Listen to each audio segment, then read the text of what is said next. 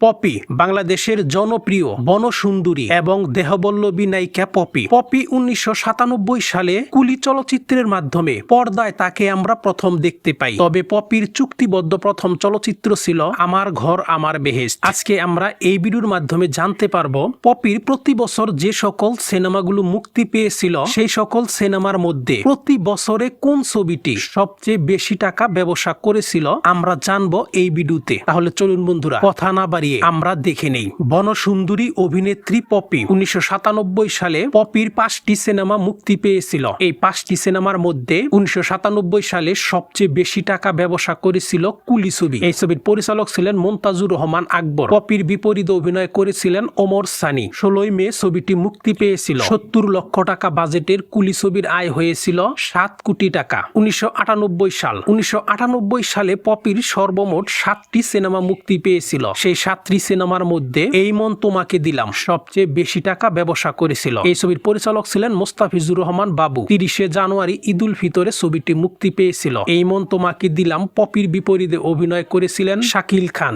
60 লক্ষ টাকা বাজেটের এই মন তোমাকে দিলাম ছবির আয় হয়েছিল 6 কোটি 50 লক্ষ টাকা। 1999 সালে পপির সর্বমোট 13টি ছবি মুক্তি পেয়েছিল। এই 13টি ছবির মধ্যে সবচেয়ে বেশি টাকা ব্যবসা করেছিল জিদ্দি সিনেমা। এই ছবির পরিচালক ছিলেন মনোয়ার খোকন। পপির বিপরীতে অভিনয় করেছিলেন অমিত হাসান। 19 জানুয়ারি ঈদুল ফিতরে ছবিটি মুক্তি পেয়েছিল। 90 লক্ষ টাকা বাজেটের জিদ্দি ছবির আয় হয়েছিল 4 কোটি 30 লক্ষ টাকা। 2000 সালে পপির সর্বমোট 11টি সিনেমা মুক্তি পেয়েছিল। এই 11টি সিনেমার মধ্যে সবচেয়ে বেশি টাকা ব্যবসা করেছিল হীরাচুনি পান্না। এই ছবির পরিচালক ছিলেন মালেক আফসারি। পপির বিপরীতে অভিনয় করেছিলেন শাকিব খান।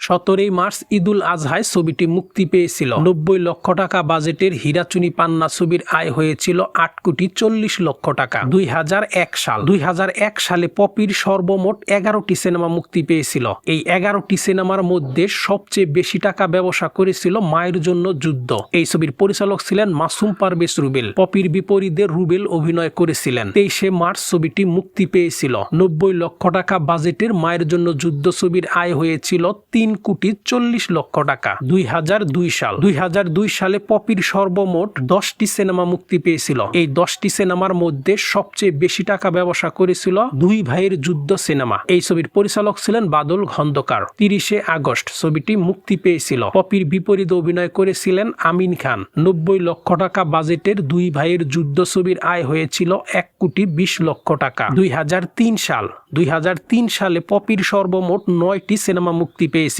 এই 9টি সিনেমার মধ্যে সবচেয়ে বেশি টাকা ব্যবসা করেছিল অন্ধকারে চিতা। এই ছবির পরিচালক ছিলেন নায়ক মাসুম পারভেজ রুবেল। পপির বিপরীতে রুবেল অভিনয় করেছিলেন। 12 ফেব্রুয়ারি ঈদুল আজহায় ছবিটি মুক্তি পেয়েছিল। 1 কোটি টাকা বাজেটের অন্ধকারে চিতা ছবির আয় হয়েছিল 1 কোটি 30 লক্ষ টাকা। 2004 সালে পপির সর্বমোট 5টি সিনেমা মুক্তি পেয়েছিল। এই 5টি সিনেমার মধ্যে সবচেয়ে বেশি টাকা ব্যবসা করেছিল বস্তির রানী সুরিয়া সিনেমায়। এই ছবির পরিচালক ছিলেন মুনতাজুর রহমান আকবর। পপির বিপরীতে অভিনয় করেছিলেন শাকিব খান। 15 নভেম্বর ঈদুল ফিতরে ছবিটি মুক্তি পেয়েছিল। 20 লক্ষ টাকা বাজেটের এই ছবিটি আয় করেছিল 2 কোটি টাকা। 2005 সালে পপির সর্বমোট 7টি সিনেমা মুক্তি পেয়েছিল। এই 7টি সিনেমার মধ্যে সবচেয়ে বেশি টাকা ব্যবসা করেছিল সিটি টেরর সিনেমায়। এই ছবির পরিচালক ছিলেন M.A. রহিম। পপির বিপরীতে অভিনয় করেছিলেন মান্না। 29 জুলাই ছবিটি মুক্তি পেয়েছিল। 1 কোটি টাকা বাজেটের সিটি টেরর ছবির আয় হয়েছিল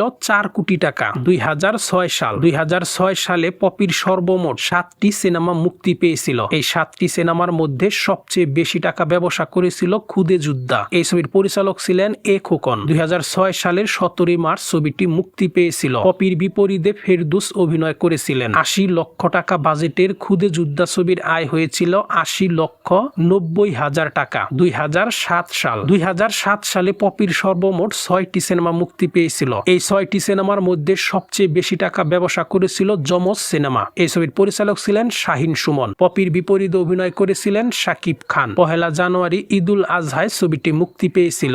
1 কোটি টাকা বাজেটের যমজ ছবির আয় হয়েছিল 2 কোটি 50 লক্ষ টাকা। 2008 সালে পপির সর্বমোট 6টি সিনেমা মুক্তি পেয়েছিল। এই 6টি সিনেমার মধ্যে সবচেয়ে বেশি টাকা ব্যবসা করেছিল শ্রেষ্ঠ সন্তান সিনেমা। এই ছবির পরিচালক ছিলেন রকিবুল আলম রকিব। 2008 সালের 29 ফেব্রুয়ারি ছবিটি মুক্তি পেয়েছিল। পপির বিপরীতে মান্না অভিনয় করেছিলেন। 1 কোটি টাকা বাজেটের শ্রেষ্ঠ সন্তান ছবির আয় হয়েছিল 1,20,00,000 টাকা। 2009 সালে পপির সর্বমোট 3টি সিনেমা মুক্তি পেয়েছিল। এই 3টি সিনেমার মধ্যে সবচেয়ে বেশি টাকা ব্যবসা করেছিল জগৎ সংসার ছবি। এই ছবির পরিচালক ছিলেন রায়হান মজিব। 2009 সালের 2 জানুয়ারি ছবিটি মুক্তি পেয়েছিল। পপির বিপরীতে মান্না অভিনয় করেছিলেন। 1 কোটি টাকা বাজেটের জগৎ সংসার ছবির আয় হয়েছিল 80,50,000 টাকা। 2010 সালে সর্বমোট পপির 3টি সিনেমা মুক্তি পেয়েছিল। এই 3টি সিনেমার মধ্যে সবচেয়ে বেশি টাকা ব্যবসা করেছিল স্বামী আমার বেহেশত। এই ছবির পরিচালক ছিলেন মুস্তাফিজুর রহমান বাবু। 1 অক্টোবর ছবিটি মুক্তি পেয়েছিল।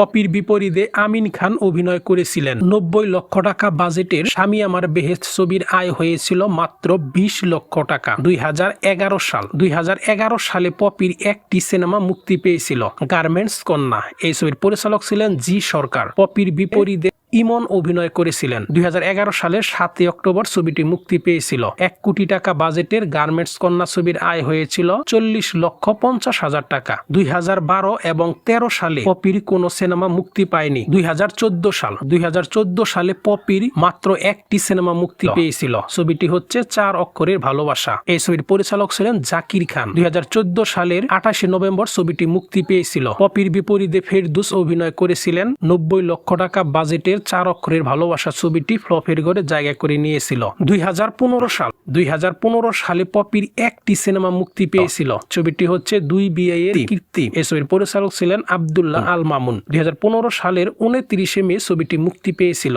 70 লক্ষ টাকা বাজেটের 2 বিয়ের কীর্তি ছবিটি ফ্লপের ঘরে জায়গা করে নিয়েছিল। 2016 সালে পপির একটি সিনেমা মুক্তি পেয়েছিল। সিনেমাটি হচ্ছে পুষ মাসের পীড়িত। ছবির পরিচালক ছিলেন নার্গিস আক্তার। পপির বিপরীতে টনি ডায়েস অভিনয় করেছিলেন। 2 সেপ্টেম্বর ছবিটি মুক্তি পেয়েছিল।